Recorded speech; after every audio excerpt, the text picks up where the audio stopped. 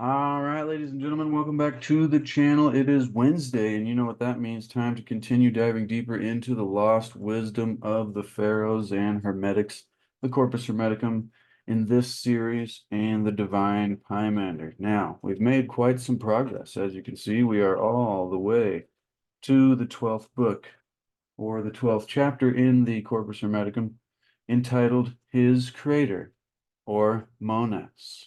And I'm not sure what the title means. Leave that in the comment section below if you know. But yesterday, actually, we began this chapter and we kind of went back as well and referenced other chapters.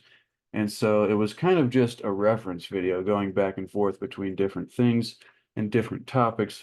But today I'm going to try to stay on this chapter and on this topic of this one book here because it's only, let's see, 52 lines long. So let's see if we can make it through it pretty quick. And I'll try to leave the rambling to a minimum, even though I know many of you like that. And that's why you're here. And if you aren't here, thank you for being here. And I appreciate each and every one of you. Hope you got yourself some tea and a beverage or whatever kind of beverage you prefer and are comfy. Ladies and gentlemen. And so let's just dive into it without any further ado. Remember, we're reading Corpus Hermeticum for purpose of teaching and commentary and expanding the mind so that we can increase our awareness and understanding of the nature of reality and ourselves and our spirituality and God and all of the greatest questions.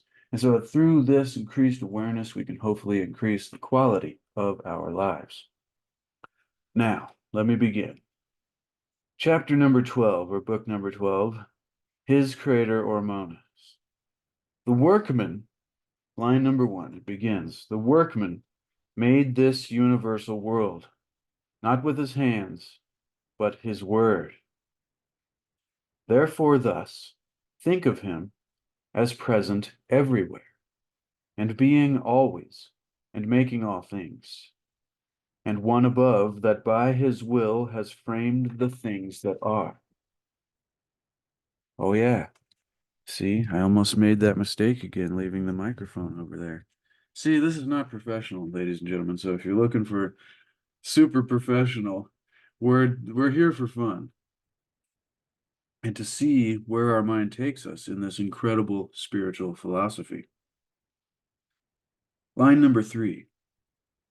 For that is his body, not tangible, nor visible, nor measurable, nor extensible, nor like any other body. So I think already here we're getting a description of God or the Creator, the workman as it was described in the first line. Line number 4. For it is neither fire, nor water, nor air, nor wind, but all these things are of him. For being good, he has dedicated that name unto himself alone. 5. But he would also adorn the earth, but with the ornament of a divine body. 6. And he sent man both an immortal and mortal spirit. See, there's our dual nature there, the mortal and immortal spirit. And man had more than all the living creatures and the world because of his speech and mind. For man became an observer of the works of God and wondered and acknowledged the Maker. And this yesterday had me referencing all kinds of other things from previous teachings in this book, as well as the Hermetica. So if you missed that, be sure to check that out. 9. For he divided speech among all men, but not mind, and yet he envied not any, for envy comes not to him, but is extent here below in the souls of men that have not the mind. Tot asked, But how, O Father, did not God distribute the mind to all men? Which is a good question, because it just said that we all have this ability of speech and mind, but at the same time, envy is extended here below in the souls of men that have not the mind. So Tot's like, wait a minute. you said they all have mind, but then some don't have mind because of this envy. Maybe higher mind is being referenced. He replied, 11, because it pleased him, O son, to set that in the middle among all souls as a reward to strive for. So this quote unquote mind is a reward to strive for. What do you think mind means here in this little passage, in this conversation between Tot and, I'm guessing, Hermes Trismegistus? So I'll read 11 there and then go into 12 and 13 and continue. He replied, because it pleased him, O son, to set that in the middle among all souls as a reward to strive for. And where did he set it? He replied, filling a large cup or bowl therewith, he sent it down, giving it also a herald. And he commanded the herald to proclaim these things to the souls of men. Dip and wash yourself, you thou that are able in this cup, you that believe that you can return to him that sent this cup, you that acknowledge how you were made. So there's very interesting, I'm wondering what mind means as a metaphor, and I'm wondering what this cup or this bowl or this vessel maybe means as a metaphor as well. And dip and wash yourself, you that are able in this cup, you that believe that you can return to him that sent this cup, and you that acknowledge how you were made. As many, therefore, as understand the proclamation and were baptized or doused into the mind, see a new way to think of baptism there rather than the most common understanding, rather doused into the mind. These were made partakers of knowledge and became perfect men, receiving the mind. 17. But as many as ignored the proclamation, they received speech, but not mind, being ignorant how they were made or by whom. See, I wonder what the proclamation was. For those that ignored the existence of God, see, this took me back yesterday to man's greatest evil is not knowing God or denying the existence of the Creator, of Atum, of the Tao, grand organized design, the force, universe. And so that is what I'm being reminded of here when it's describing those who are taking this proclamation of mind and becoming partakers of knowledge, and then those that are ignoring it and still have speech, but not mind. So, I mean, mind must mean something different, because if you can form speech, you have the simple, or, the mind as we all commonly think of. However, what is this higher mind that is being referenced here? But as many as ignored the proclamation, they received speech, but not mind, being ignorant how they were made or by whom. But their senses are just like to brute beasts, and having their temper in anger and wrath, and they do not admire things worthy of looking on, but wholly addicted to the pleasures and desires of the body, they believe that man was made for them. See, this goes back to getting in that trap of thinking that these things that give us, worldly pleasures are actually good, when it's an inversion. A lot of reality seems to be an inversion, the opposite of what it seems. It's the upside down world, so to speak. But once again, I'll keep from rambling too much.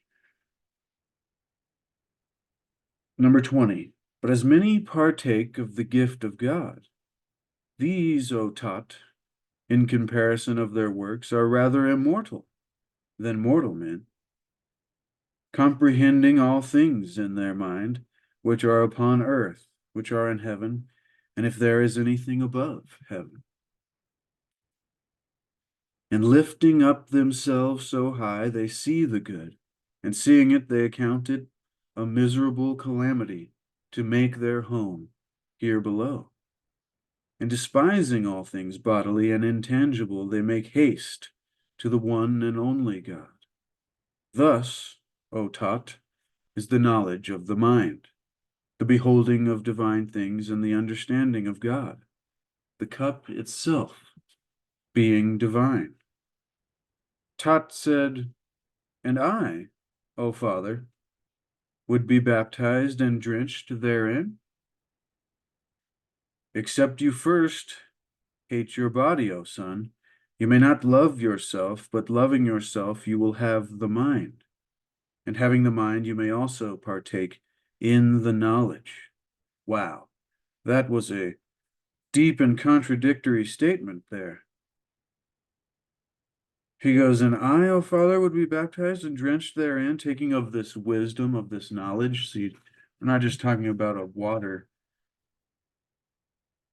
ceremony here. We're talking about a taking in of, and see, this makes me go back to that thought of the enlightenment and the light that was spoken of, that seemed to be like a transference of knowledge and enlightenment, understanding, awareness. But then his father replies, he says, except you first hate your body, O son, you may not love yourself. But loving yourself, here comes the contradictory part, you will have the mind. And having the mind, you may also partake in the knowledge. So you want to love yourself. It's weird how that's very deep. If you're getting something different from this, and that's totally fine. I'd love to know what you think in the comments below. Hopefully you're getting value. And once again, thank you for joining me. I love and appreciate each and every one of you that takes time out of your day to spend time here with me and Thoth and Hermes Trismegistus and even Tot. And let us continue. And so after that deep sentiment there that had me confused, even Tot asks, and this is why I love these dialogues here, what do you mean, oh father?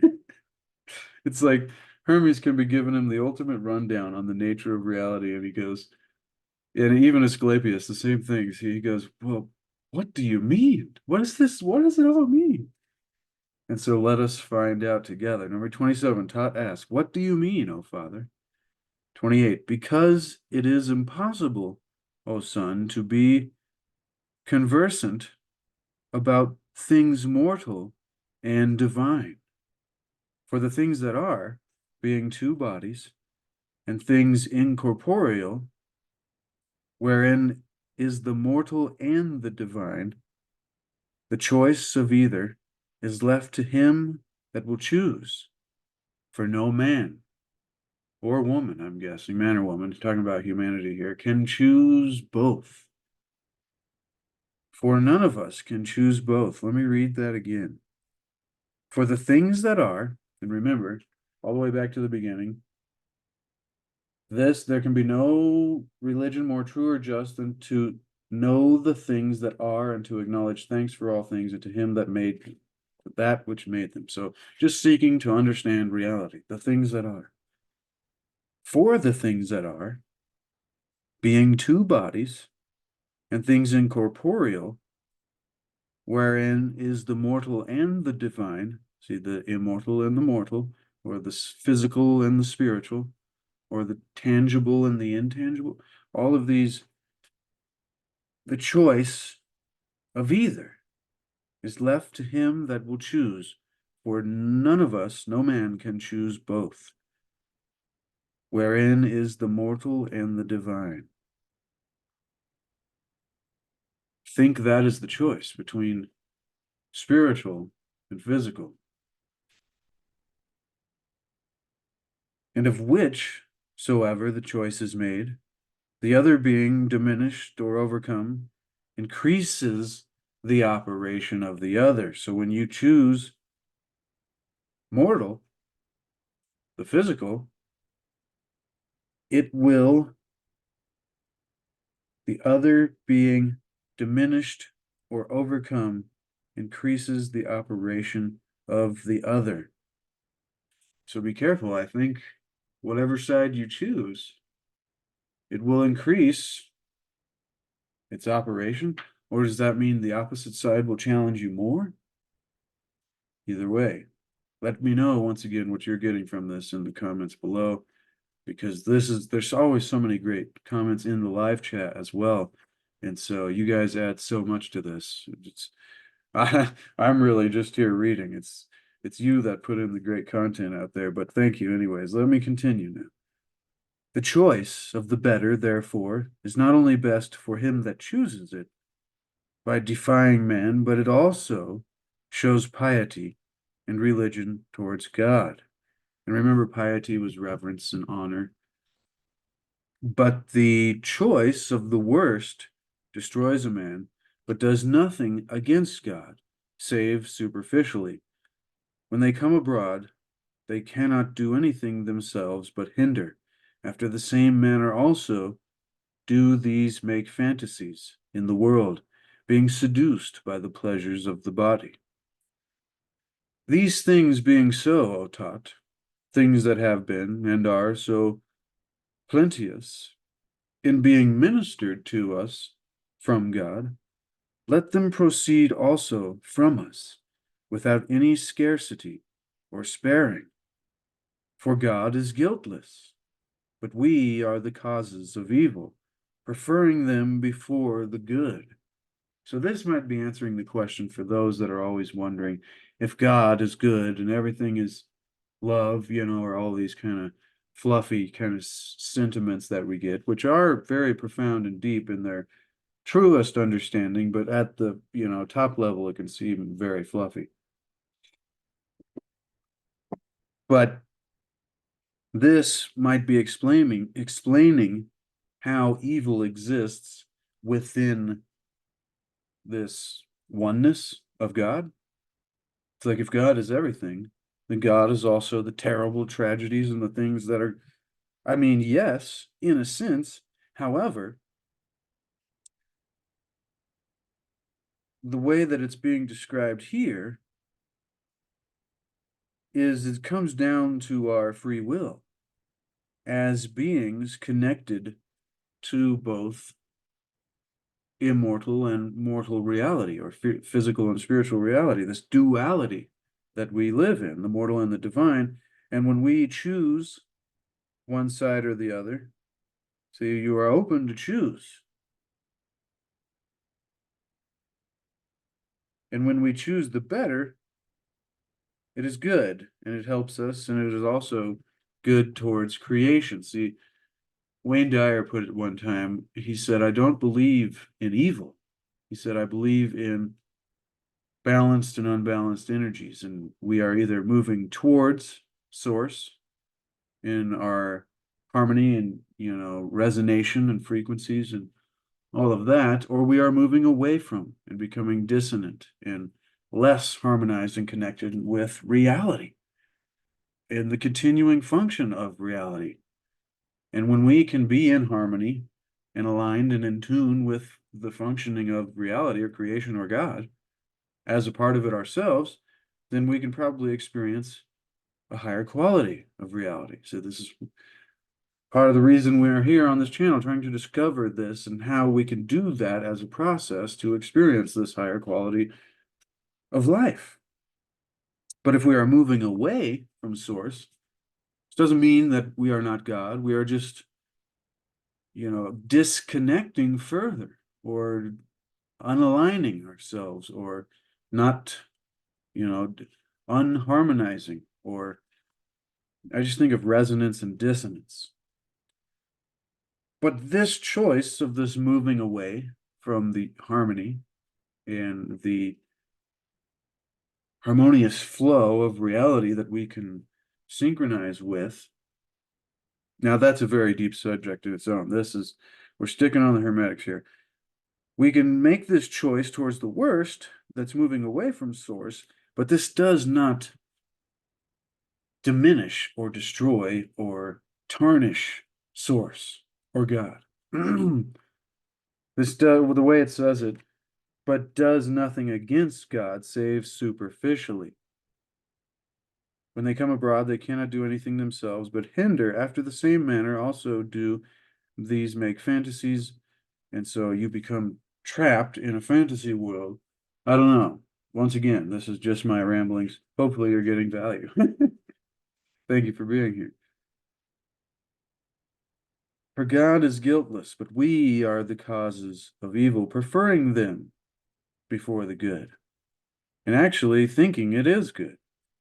You see, O son, he continues, how many bodies we must go beyond, and how many choirs of daemons, daemons being different than demons, so don't get those words confused, and what continuity and courses of stars, astrology, astrotheology there, that we may make haste to the one and only God. What continuity and courses of stars, that we may make haste to the one and only Atum. For the good is not to be transcended. It is unbounded and infinite unto itself, without beginning, but unto us seeming to have a beginning, even our knowledge of it. For our knowledge is not the beginning of it, but shews us the beginning of its being known to us. See, this goes back, I'm thinking, to the beginning lines about the mind and the cup, and we can fill ourselves with this knowledge of this mind and become partakers of knowledge. And it is the reward for all souls to strive for. Because remember, Tot asked, how, O Father, did God not give this higher mind to all of us? He said, well, he gave all of us a chance to achieve it through this awareness and understanding of this process of moving towards source rather than away through our choice. It's a choice of mortal or divine, which direction you want to go, and the direction seems to lead. I'll just continue. Sorry, I'm rambling too much. For the good, though, is not to be transcended, and our knowledge of it is not the beginning, but it is the beginning of it being known to us. He continues, let us therefore lay hold of the beginning, and we shall quickly go through all things. So, real quickly, ladies and gentlemen, we're just going to go through all things, everything. The nature of reality. 39. It is indeed a difficult thing to leave those things that are usual and present, and turn us to those things that are ancient and according to the original. For these things that appear delight us, but makes the things that appear not hard to believe, or the things that appear not are hard to believe. 41. The things most apparent are evil, but the good is secret and hidden, for it has neither form nor figure. I want to read that again. The things most apparent are evil, but the good is secret and hidden, for it has neither form nor figure. See, this takes me back to the essence, the spiritual essence that is the underlying base for the physical forms of all things, the souls and the bodies. And that good is that non-physical essence, source for the physical emanation. Just my ramblings again. Number 42, and 10 lines left, and I'll keep it short and sweet today. For this cause, it is like to itself, but unlike everything else. For it is impossible that anything incorporeal should be made known, or appear to a body. For this is the difference between the like and the unlike, and the unlike wants always somewhat of the like. Like I always say, if you're getting all of this, then you're probably not really getting much at all. And if you're not getting any of this, then you're probably picking up something, because this is very deep and has been discussed and debated and pondered on and contemplated for hundreds and hundreds of years, if not thousands, ladies and gentlemen. So I'm not saying we understand this 100%, rather the opposite, very much so. But once again, thank you, and please leave your insights in the comments below. It helps all of us. Nothing is without a beginning. Let me go back here a couple.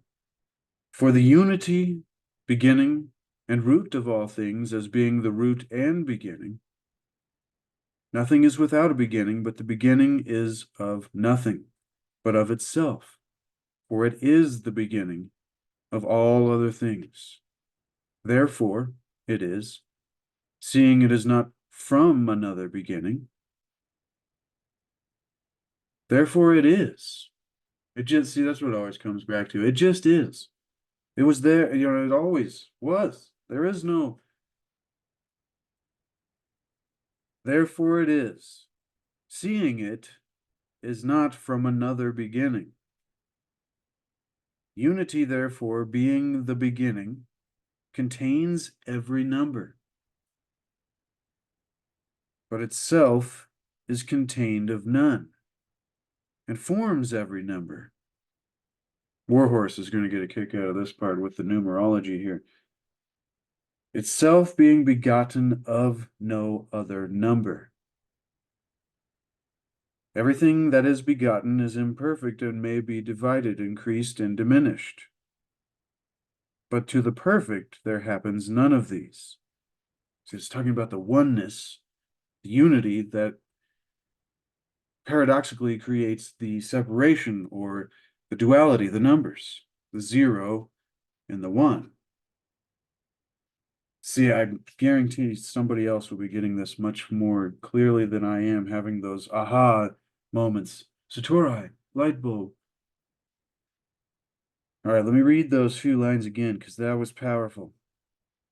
For those of you that are picking up on what's being put down here. Nothing is without a beginning, but the beginning itself is of nothing, but of itself, for it is the beginning of all other things. Therefore it is, seeing it is not from another beginning. Unity, therefore, being the beginning, see that oneness, contains every number,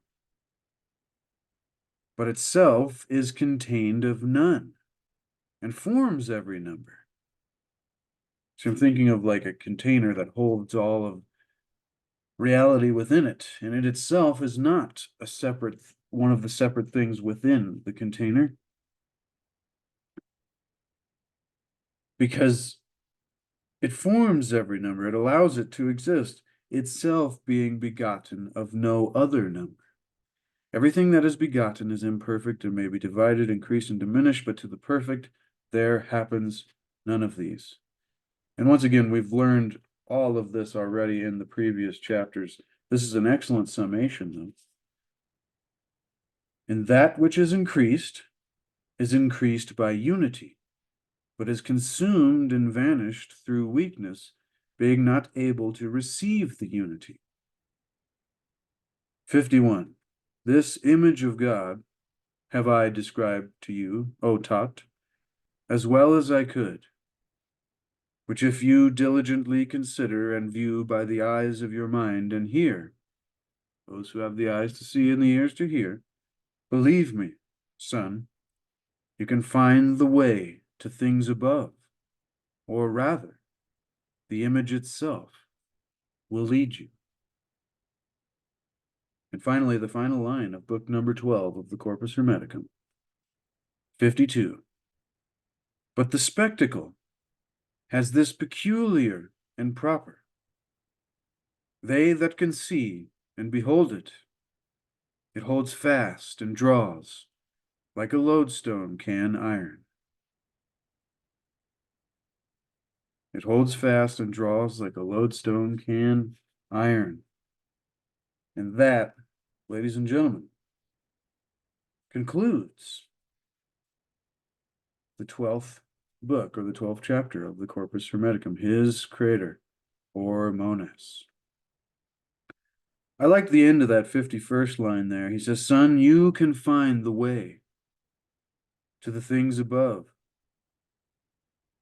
This image of God have I described to you, O Tot, as well as I could, which if you diligently consider, and view by the eyes of your mind, and hear, believe me, son, you can find the way to things above, or rather, the image itself will lead you." And that is a boon to knowledge, and a boon to the Corpus Hermeticum and the wisdom of Hermes Trismegistus. Next Wednesday, ladies and gentlemen, we will be looking at the 13th chapter, or book, in this book, and it is entitled Of Sense and Understanding.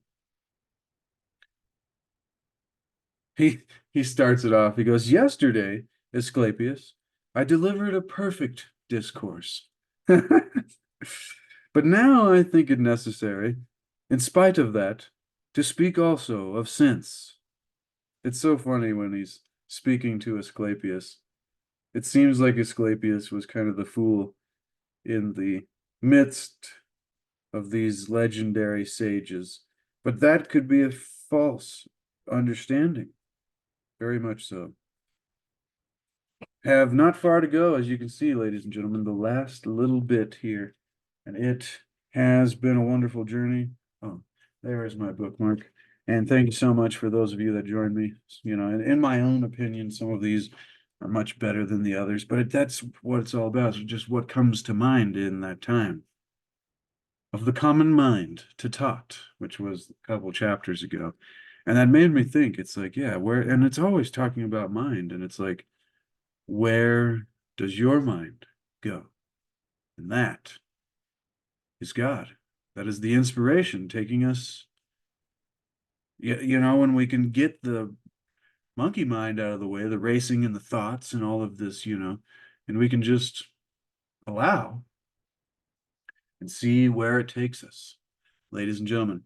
And remember, to seek to achieve and maintain happiness through enlightenment, through a greater awareness and understanding of the nature of reality. And remember also to seek to discover the lost histories, the lost mysteries of our history. There we go. Sometimes I forget how I say these finishers, but remember to seek to discover the lost mysteries of our history and the lost wisdom of the ages. Ladies and gentlemen, also remember that there is no way to happiness. Happiness is the way. It is what we must bring to life. Same thing with enlightenment. We got to bring it to life rather than saying, oh, when I get this much, I'll be happy, or when I learn all these things, then I'll be enlightened. No, it's the mind and the moment and the inspiration. And so, if we can bring it to life, then all those things we've been telling ourselves, oh, when I get there and have that, then I'll become irrelevant, because then we are there, and hopefully the entire journey is wonderful. All right. Love and appreciate each and every one of you once again. It's always fun to be here and share these readings with you. Like I always say, I'll just be doing this by myself anyways, and it's much funner to do it in this format. So be sure to expand the description to get the book for yourself. Little more box, information box underneath the video. There will be a link to it, and as well a link to my Etsy shop for landscape paintings. I'll probably have to update that. I have to see how many's on there. I think 7 or something, but as well as a link to C60 Purple Power, the most powerful antioxidant known to man. Seriously, if you haven't heard of that or checked out C60 Purple Power, that's something amazing. Definitely look into that. Give yourself the gift of health. All right. Love and appreciate each and every one of you, and we will see you next week. Until then, be the change that you want to see. Be the example you want to set. No, no, no, no, no, no.